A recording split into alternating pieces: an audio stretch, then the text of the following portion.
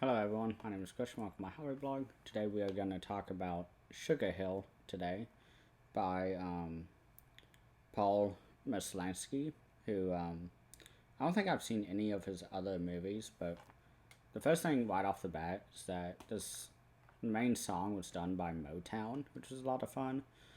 What this movie is about is a woman, Sugar Hill here, played by Maki Bay. She is out on a date with her boyfriend, who is going to become her husband soon. She has been, I guess, hanging around and, just having a good time partying. We get a pretty fun disco song. Kind of reminds me of, Disco Godfather or Dolomite. And, a couple of people who've been trying to buy the boyfriend's bar, they show up and rough him up. And then they leave, and then they kill him like a few hours later as they're leaving. And so she vows revenge, goes to her mother, who she hasn't talked to in a couple of years, I believe. And the mom is actually a voodoo witch.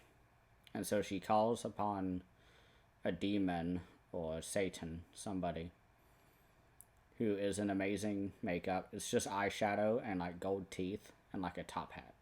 And he's amazing. I think, yeah, there he is on the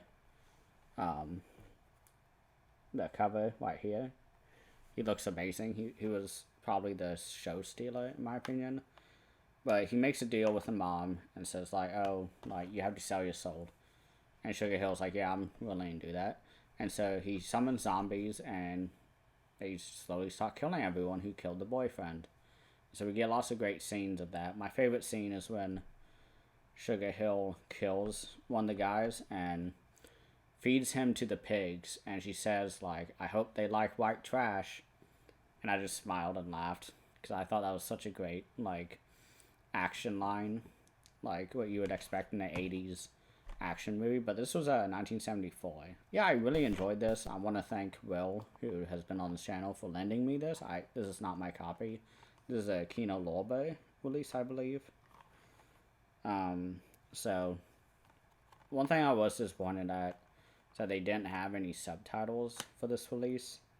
I didn't watch any of the interviews. I meant to, but I just didn't feel like it because it was really good on its own. Like, I felt like I didn't need to watch the supplements, and it's good enough that I want to own this. But I'll probably wait for a better release if there will ever be one, because subtitles are a big deal for me. But this has a lot of great, like, funky music, which I enjoyed. There's not much I can talk about. The makeup for the zombies look really good. They look like more voodoo zombies. It's not like George Romero zombies or, your typical zombie makeup. They have, like, contacts on, so it's, like, pure white and, like, creepy looking. And there's a couple gun fights between the living and then the approaching dead. And so, yeah, it's a lot of fun. I really don't have many thoughts on this. That's really all I have to say. I really enjoyed it. I want to own it. I want to kind of add it to my Blaxploitation collection. You can see, all 8 here. That's really all I have, unfortunately. There's more I want. I definitely do want the Mac on Blu-ray and not, DVD. But there are no Blu-rays. I want more Rudy Ray Moore. I want some Pam Grier in my collection.